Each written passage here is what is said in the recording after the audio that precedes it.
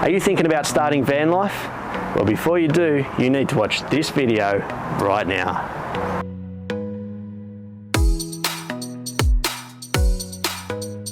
In this video, we're going to get some very useful advice from van lifers who are all once starting out themselves. They share their personal experiences that might just save you some unnecessary heartache. And I'm not going to spoil any of their wonderful advice, but before we get into it, a quick word from our sponsors, Vanketo.co, the ultimate van life shop. Vanketo has everything you need when you begin your search for everything van life. They've got water heaters, 12-volt electrical, furniture, everything you need all in one place. So check out www.vanketo.co today.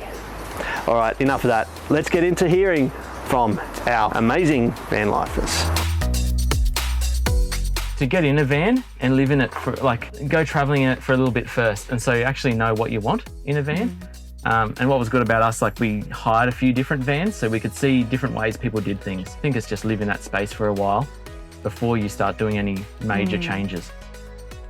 Do all your research, have a look at it, see what other people have done, and then you can, it's like making a recipe for yourself. You just take little bits and pieces from that and then you just make the perfect meal. Yeah. And then you live in it, so yeah. I would say the very first tip before buying a camper van or motorhome is to check with the mechanic. Because I remember before having this camper van, I bought another Ford Econovan from 1992 and I didn't check in the mechanic. So after buying the camper van, I had so many breakdowns. For me, that should be the very first tip, the very first advice to anyone willing to buy a car. Yeah. And a little bit more to get something decent in the beginning. And if you're not a carpenter and if you're not really prepared to learn, then buy something set up. Don't be scared of the long wheelbase. It's not that hard to park. That was one thing I hesitated, and I definitely don't regret it. That extra space gives me enough to thrive and not just survive. If you're going to do it full time and still try and have a job and live a normal life and everything, get ready to tell people that you're going to have to pee in a jar every now and then, and they'll know that about you. As soon as they stay in here, they'll realise there's no toilet in here. So it's either go into the dark and find one, or just get used to peeing in weird places. It's the ugly truth about it. People want to make it look glamorous and everything, and it looks nice and it is, but you do have to pee in a jar. Important to make it look like a tradies van from the outside, as boring as possible. I tried to make it very interesting in the inside, but from the outside it needs to look boring, because otherwise it looks like a camper van and then it gives you less flexibility. Whereas with my setup, I've been able to park my van in the middle of big cities at night, Brisbane, Melbourne, overnight, and nobody bothered me because it doesn't look like a camper van. Comfort-wise, having a roof vent. If you're ever going to build your own van, put a roof vent in. Don't even bother trying to live in your van without one. Yep. And having another fan that will cool you down at night.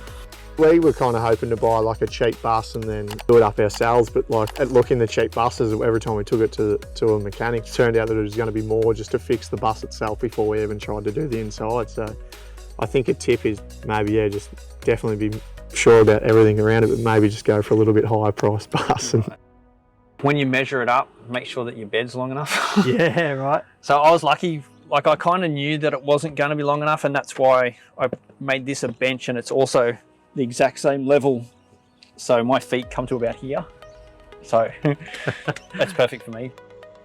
Yeah, I've tried to keep it as low key and as looking as much like a tradie van as I can, so hence the stickers on the outside. And got a few sort of rules we live by. We don't eat and sleep in the same spot, so we'll come and open up the van and do our cooking and everything in one spot, then we'll move to another spot to sleep the night and try and keep it as low key as we can. And also don't park outside people's houses, even though they don't own the verge.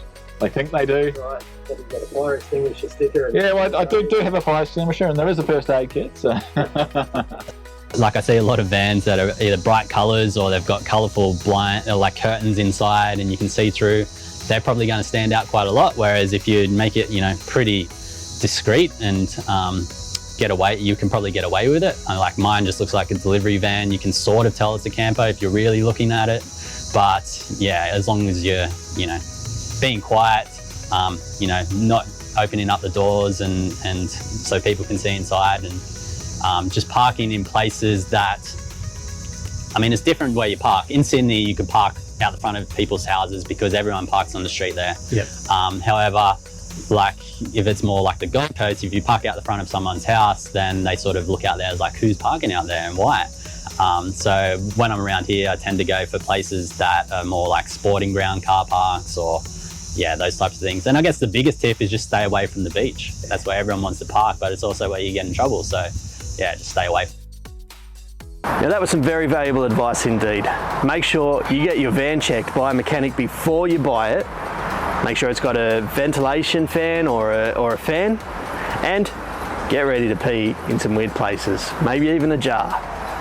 Hope you really liked the video and that it helped. And if you're starting to think about your 12-volt setup and you need some help, check out this video right here where we talk to more van lifers about their setups and what they can use. Share, like, comment, and as always, safe travels. See you soon.